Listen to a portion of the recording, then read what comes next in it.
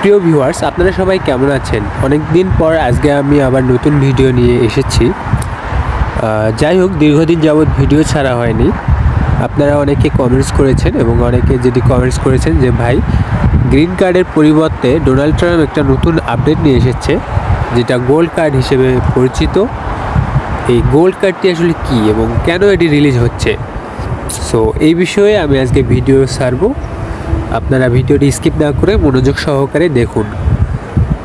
যুক্তরাষ্ট্রের স্থায়ী বসবাসের অনুমতি হিসেবে গ্রিন কার্ড দেওয়া হয়, তবে এটির বিকল্প হিসেবে গোল্ড কার্ড নামে নতুন একটি অনুমোদন আনার ঘোষণা দিয়েছেন মার্কিন প্রেসিডেন্ট।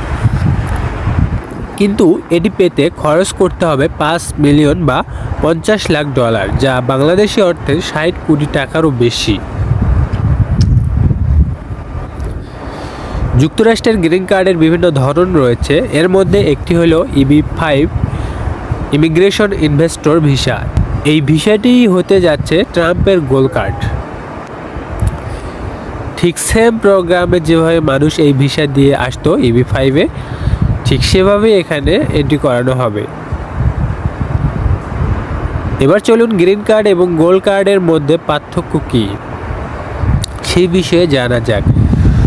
যুক্তরাষ্ট্রে যেসব বিদেশি $10,50,000 বিনিয়োগ করেন ও নতুন চাকরি সৃষ্টি করেন, তাদের EB-5 ইমিগ্রেশন প্রোগ্রামের আওতায় গ্রিন কার্ড দেওয়া হয়।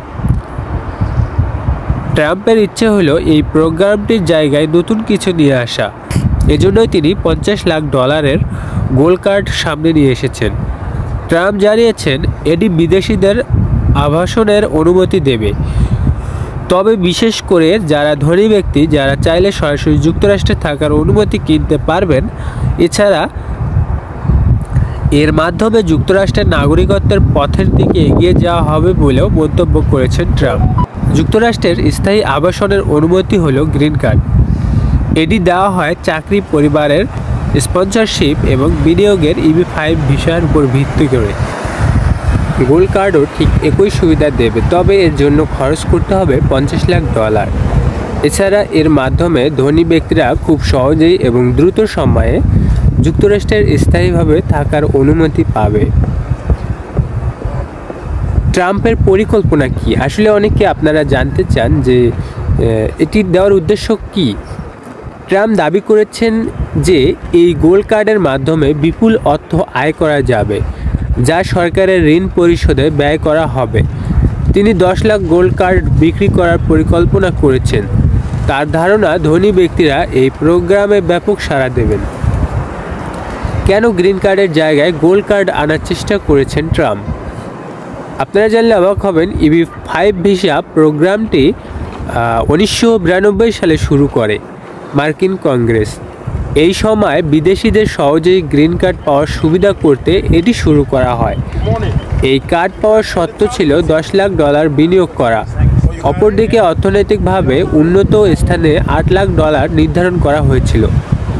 এটির মাধ্যমে বিভিন্ন জায়গায় অর্থনৈতিক উন্নয়নের অর্থ জোগাড়ে সহায়ক হয়েছে, তবে এই কার্ডের অপব্যবহারও হয়েছে অনেক। এই কারণে প্রথমবার প্রেসিডেন্ট থাকার সময় ট্রাম্প এই গ্রিন কার্ডের দাম $18 লাখ করতে চেয়েছিলেন, কিন্তু আদালত তা প্রত্যাখ্যান করে দেয়। এরপর জো বাইডেন ক্ষমতায় এসে কার্ডটির মূল্য $10,50,000 নির্ধারণ করে দেন। যে কেউ চাইলে পাবেন গোল্ড কার্ড। ট্রাম্প জানিয়েছেন যে কেউ অর্থের মাধ্যমে গোল্ড কার্ড পাবেন, এমনকি রাশিয়ান ধনকুবরাও পাবেন। তবে যাই হোক প্রিয় ভিউয়ার্স, এটা এখনও চালু হয়নি, তবে আশা করি খুব শীঘ্রই চালু হবে। আর বিশ্বের অনেক ধনী ব্যক্তিরা এটা চান্স নেবে। এটা সাধারণ মধ্যবিত্ত ফ্যামিলিদের এটা আকাশচুম্বী একটা স্বপ্ন বা ড্রিম থাকবে। আর বাংলাদেশে এমন মানুষ আছে যাদের হাজার হাজার কোটি টাকার ব্যাংক ব্যালেন্স আছে, যাদের পক্ষে এটি সম্ভব। হয়তো বা গুটি কয়েক বাংলাদেশিরাও এখানে আসতে পারে এই সুযোগটি ব্যবহার করে।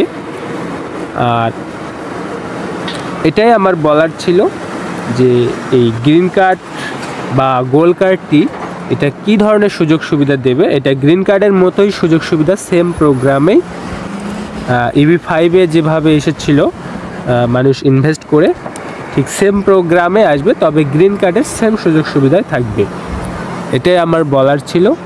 যাই হোক, ভিডিওটি দেখার জন্য সকলকে অসংখ্য ধন্যবাদ। আর খুব শীঘ্রই আপনাদের জন্য আমি কিছু ভিডিও আপডেট নিয়ে আসতে চলেছি। যারা ভিডিওগুলো দেখলে আপনারা অনেকে অনেক বিষয়ে জানতে পারবেন। সো সেই পর্যন্ত সকলে ভালো থাকুন, সুস্থ থাকুন। ভিডিওটি দেখার জন্য সকলকে অসংখ্য ধন্যবাদ।